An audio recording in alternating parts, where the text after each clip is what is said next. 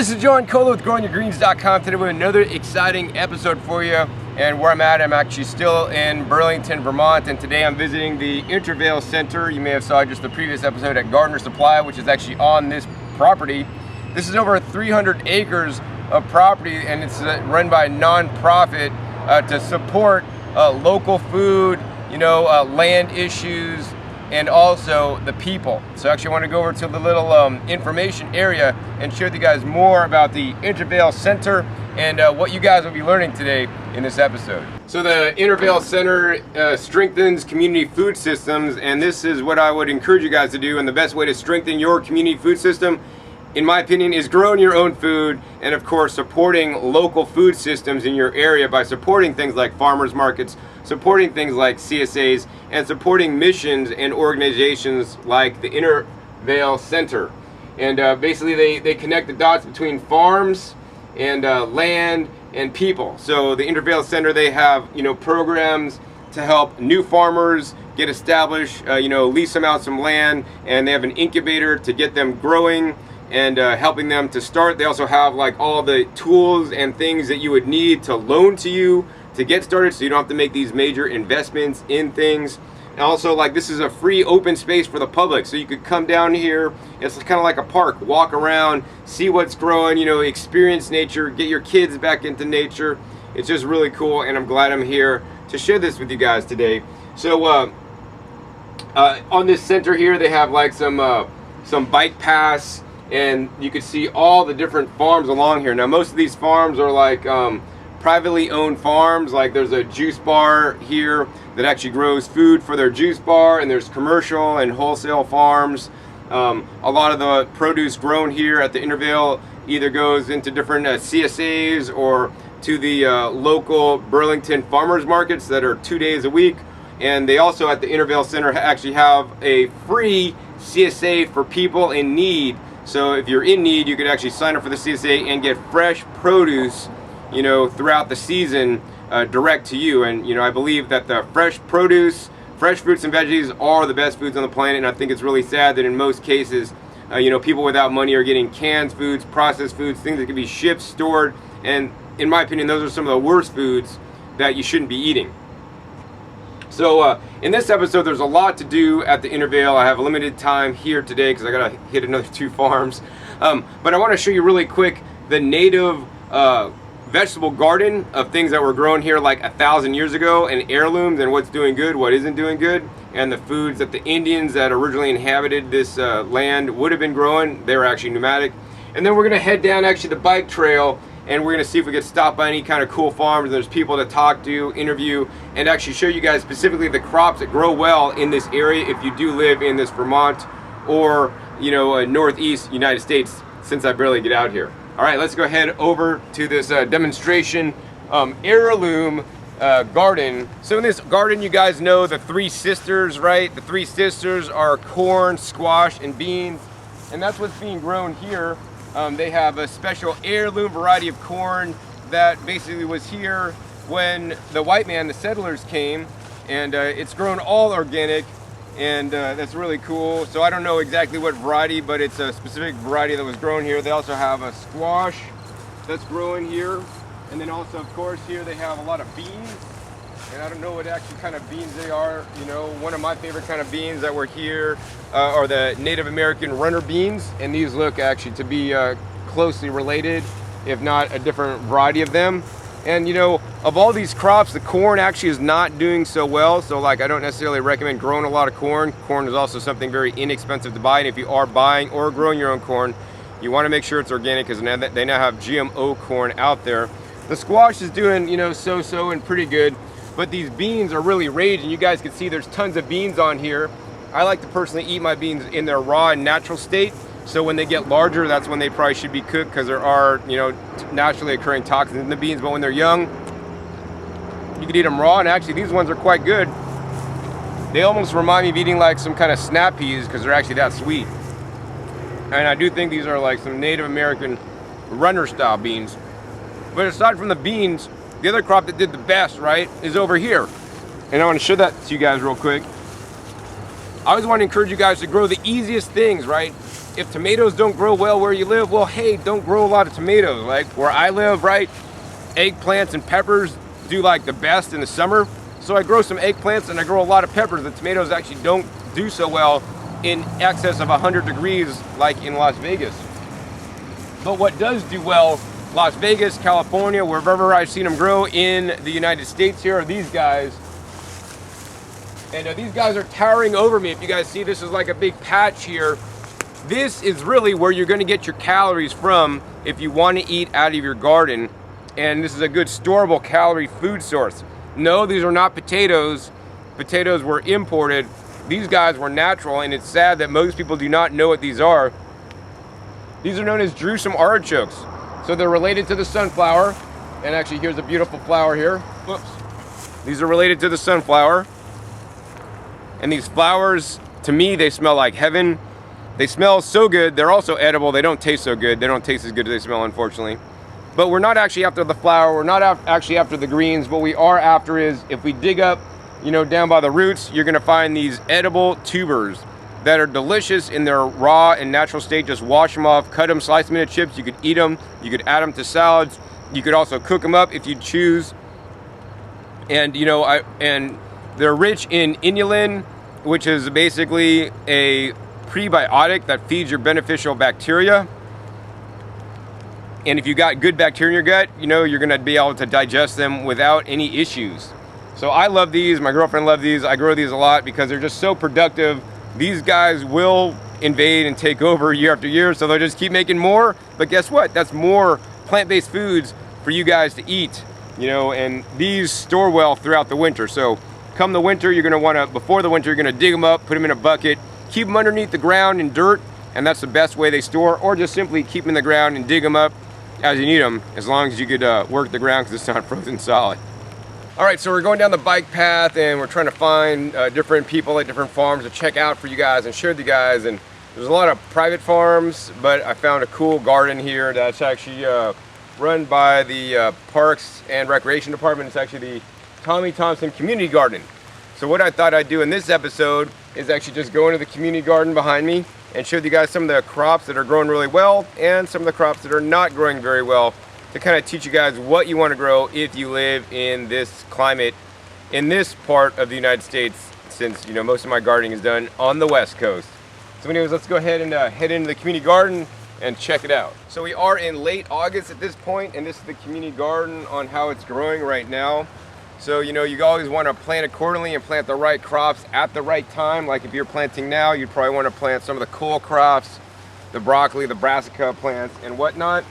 It looks like they've had some really nice dinosaur kale, which is one of my favorite crops to grow in the hot weather.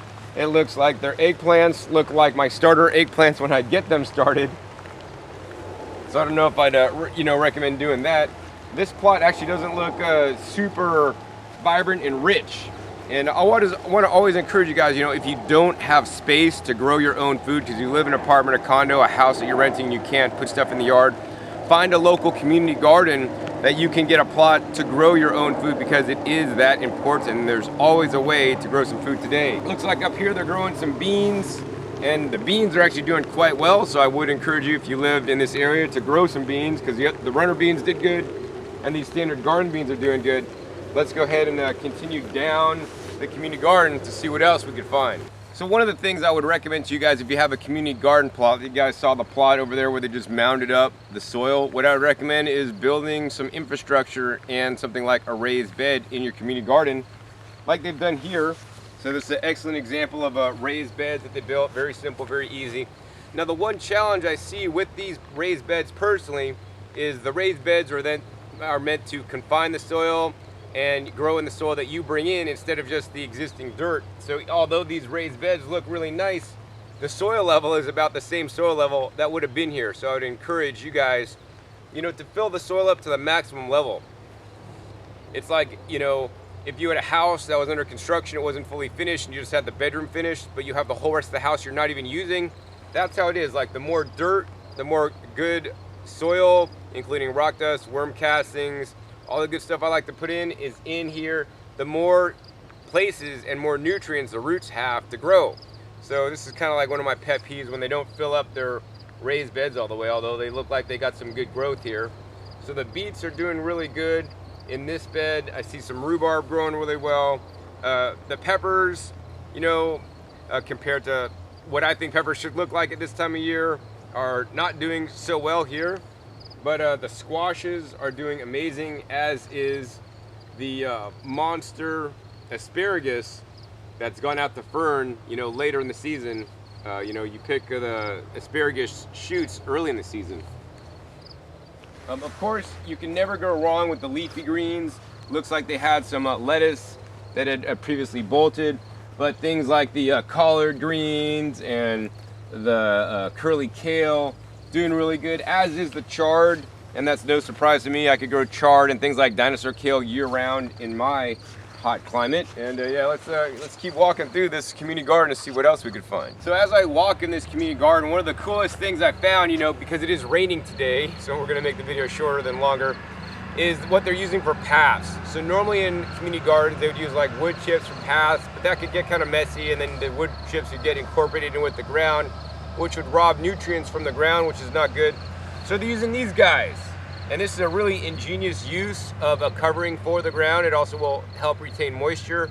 And what these simply are these are coffee bean bags. So if you have like coffee roasters in your area, you know, a coffee factory, they ship all the beans, you know, from Brazil, from South America, to the States in these bags. And now you can reuse these bags to cover the ground. These are made out of burlap, of type of fiber that will break down. And the cool thing is they got new bags up on top. And if we just go down, they got layers and layers of bags here on the bottom. And you know, some of these ones on the bottom are actually starting to break down and get eaten by the worms and turn into the soil. So I mean, they got like 5 layers of these bags. So I really like this bag idea. It helps keep down the dust, keeps it so that you don't get muddy, and also breaks down over time because they're 100% natural. So one of the reasons why I love coming to community gardens is because all the food growing around. But the unfortunate thing is that you're not supposed to eat any of the food in the community garden, because it's community gardeners, like individual people, that are growing food for them and their family, right? So I do not advocate you guys eating any food out of any community garden plot. That being said, if you find a tree like this, and it looks like we have a beautiful apple tree, and this is in the community space, and this is not anybody's plot, and furthermore, if we take a look down, look on the ground, there's like rotten apples. These apples are dropping and nobody's eating them. I think this is actually quite sad. So I think I'm actually gonna maybe pick up some of these apples today and eat some for lunch. So also want to let you guys know that, look at this apple. This apple would probably just sit here and rot, because this backside, it's all smushy, and if I break into that, that's all rotten on that side. And I want to let you guys know, even if an apple is rotten on the other side, just turn it over. It's like maybe some of your guys' husbands or wives are rotten on one side, just turn them over the other way, right? And then look, on this side, it's quite good. So that's a good apple, this is a bad apple, and it's the same thing, right? So even if you have some produce that's bad, cut out the bad side, eat the good side. It's delicious. And that's one of the reasons why I love visiting community gardens, besides sharing with you guys all this stuff. On rare occasion, I get to eat a free lunch. So one of the favorite things for gardeners to grow is actually tomatoes, and I've seen a lot of tomatoes growing here. You know, some are doing well and some are doing not so well. So in general, I see a lot of challenges with tomatoes here in the Northeast, and I'm glad I don't live here for that reason. But if you do want to grow tomatoes, what I would recommend to you, because after seeing large tomatoes, small tomatoes, and all this kind of stuff, it looks like to me that the cherry tomato varieties are faring far better than the nice large big tomatoes, you know, that are being exposed to the elements. The cherry tomatoes are usually more vigorous plants, and they'll produce a lot more smaller cherry tomatoes for you guys to eat than just like a few or a handful large tomatoes. So I always encourage you guys to grow the smaller tomatoes. And the other thing you might want to grow is even beyond standard, commonly thought of summer fruits. Instead of the tomatoes, grow this guy right next door. While this tomato has some disease and some challenges, this guy looks like he's just growing right through with no problems at all. And this is related to the tomato. Actually, this is also sometimes known as the tomatillo, and it actually has a husk around it. It's kind of like a husk tomato, but it's very similar, but it tastes a lot different. If you do grow the tomatillo, you want to wait till they get a full color. They'll be almost like a yellowish color, and they'll pick off the vine or drop off very easily. You don't have to pull them or tug them. They shouldn't be green when you harvest them. And this guy is a lot more disease resistant, growing a lot better. And besides a tomatillo that you're gonna want to grow, you're gonna want to grow like husk cherries, ground cherries, Cape gooseberries, which are also closely related to the tomatillo. That'll do much better in my opinion than the tomatoes, and actually I personally like them a lot more when you get them ripe. So as you guys can see behind me, this community gardener decides to grow a lot of corn. Now that's great if you like corn and you want to get non-GMO, heirloom style varieties of corn, then yes, absolutely grow your own. But the thing I want to point out to you guys is this. If we look at this, the spacing in between here is, I don't know, a couple feet, maybe 2 feet. They got one corn stalk, one plant coming up. And each plant of corn, people don't realize it makes maybe, 2 ears of corn. Maybe, if you're lucky and have good soil practices, up to a half dozen, like maximum. Normally it's maybe like 2 to 4. So like one stalk of corn doesn't produce a lot of food for you guys to eat, and in the same amount of space it'd be far better, in my opinion, to grow tomatoes, some leafy greens, some tomatillos, or other crop that will benefit you more. Now I say this coming from a place where I have a limited space to grow food, and the other thing is that the corn is pretty inexpensive to buy if you could find some good organic non-GMO corn. That being said, if you want to secure and make sure you have your own corn, of course I would say grow it, and one day when I have acreage I will dedicate a good section to growing my own corn. The other thing is that the corn, they're heavy nutrient feeders. They suck up a lot of nutrients from the ground, so you got to continually replace some of the nitrogen and other minerals in the soil so that they can survive, grow, flourish to produce you guys a lot of corn. So yeah, I'm not a super huge corn lover in relationship to growing in small spaces like I teach. So I thought I'd share with you guys this community garden plot, and this community garden plot is laid out very well. I like it. It's really organized and done quite well. Basically they have, once again, the burlap sacks down for the pathways, and they have different sections, so I mean they got some different leafy greens growing, they got like carrots growing, they got cabbage growing, and they got flowers in the borders, which is really cool. They got the dinosaur kale, they got tomatoes and this edible nasturtium flowers, and they got the lamb's quarters here, and they got a whole bunch of different things like the fennel and the squash, and they also got corn and chard and sweet potatoes. I mean, there's definitely a lot of stuff you guys could grow here, or no matter where you live. I always want to encourage you guys to check out like a local university extension office to see what they recommend for you guys. And if you guys have never grown before, I want to encourage you guys to visit your community garden and say hello. Say hello to the people there. We haven't seen any people here today because it's been raining, but I'd reach out to them and talk to them. Gardeners are just cool people. They like to share, and you can say, hey, I've never gardened before, but I want to get a plot here. What do I grow? What grows really well this time of year? And you could ask them, and you could also walk around and observe, right? And that's why I really like coming to community gardens. It's like, this is what I do on my vacations. I come to community gardens to kind of check out things, see how things grow, so that I could become better as a gardener, because I'll learn new techniques. Wow, those beets are actually growing quite well. And see things and how people do things a little bit differently than I'm used to, especially in different parts of the country, so that I could also share it with you guys. All right, let's go ahead and continue on the community garden and see if I could show you guys anything else cool today before I leave. So I was just walking through the community garden. I found this plant right here, and this is one of my favorite plants. Actually, it's related to the mallow family, and this is actually known as the okra. So this makes the okra pods that are just starting to form on this plant here, and there's some on the plant over there, and these are growing really well here in the Northeast. You might think of okra as a plant that's grown in the South, or that likes the heat, like in Las Vegas. It's one of my best producing plants, but even here it can do quite well. And this actually looks like a nice, healthy, stout plant.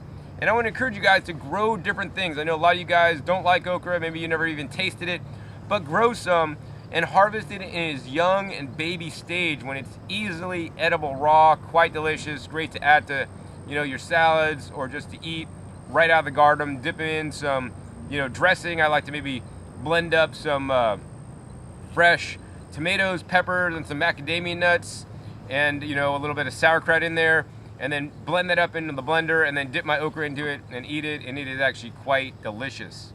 So yeah, grow some okra, because not many people and not too many people grow okra, and it's actually quite a nutritious food. All right, so now I want to show you guys actually this little community garden plot, and I don't want to show you the kale. It's the actually the curly kale that looks really good. Also, the red Russian kale grows really well, but my top two are the dinosaur kale, red Russian kale, top two kale picks that grow really well. And I want to show you guys this because behind me they have just little hoop houses to keep the bugs out and keep the pests out. So this is virtually the only plot in this whole community garden I saw with any kind of hoop to control the insects. There's insects like hovering above, but they can't get in because they got wood put down on the sides, and literally they're just making a house for their plants so that the burglars can't break in and the bugs can't get in to eat the crops or other varmin, whether that be rabbits or frogs or whatever. They're not going to get in there to mess with anything. So I want to encourage you guys to be the smart community gardener and do things a little bit differently than all your neighbors, so you can have food to eat and they may have not so much food to eat. So yeah, I like that technique. I guess the last thing I'm going to go over is over to the comment area and show you guys one of the things that I believe all community gardens should be doing. So one of the things I think that all community gardens should be doing is something like this. This is actually a new compost pile. Put garden weeds here. So all community gardens should have some kind of composting set up so that all the people in the community can use a common space to do the composting. The problem I've seen is that nobody wants to take responsibility of the composting, so then it just takes a long time to happen because compost does happen. It may look like to me that they're adding a lot of greens and not enough browns like the wood chips and other things to this pile, although it looks like they have a lot of straw or something like that might be helpful, and that's really cool. But I would encourage you guys also, like if you have a community garden or in charge of it, try to invest in a grinder. The smaller you could break up the particle size, there's big stalks of corn, the smaller you could break those up, the faster it's going to compost. Now the last area I want to go to actually is over by the sign of the community garden and a few signs, and we'll share with you guys why these are very important to me. So the last part of this episode, I'm grateful that this community garden is here. It's actually called the Tommy Thompson Community Garden, and I don't know if that was the guy that started this or I don't know what, but it's really cool that it's here for the community of Burlington. But the other thing are the other signs, of course, return tools to the tool shed. So I like that community gardens in many cases provide tools for the community to use so that they can garden, so you don't need to buy like your own tools. And the other thing, I have a little sign, remember the food shelf. So what is a food shelf? So the food shelf is where the community gardeners here or people that garden in Burlington, they have extra food, they could donate it to the food shelf, which is run by the organization, the nonprofit organization here, and they donate this food to the people in need of the area. And I think this is really a system that needs to happen everywhere so that, food, especially the fresh food, is not going to waste and it's going to people in need, so they have a efficient system and vehicle of getting this out to people. So if you have food in your guys' extra garden, I want to encourage you guys to, find a place to donate it where it can be used instead of simply going in your compost pile. I really hope you guys enjoyed this episode here in Burlington, Vermont. If you enjoyed this episode and like the format, hey, please give me a thumbs up, tell me no. I'll do more videos like this in the future. Also be sure to check my past episodes. I have over 1,100 episodes now on all aspects of gardening. And be sure to click that subscribe button right down below this video so you could be updated and get the latest videos and episodes, because you never know where I'll be showing up or what I'll be teaching you. So once again, my name is John Kohler with growingyourgreens.com. We'll see you next time, and until then, remember, keep on growing. Alright, this is John Kohler with growingyourgreens.com. Today we have another exciting episode for you. I'm traveling. I'm here in Warren, Vermont. I think almost out in the middle of nowhere. I have no idea where I am. I just followed my GPS to get here, and where we're at is actually we're at the Kingsbury Market Garden, and they sell their produce through CSA, the Muddy Boots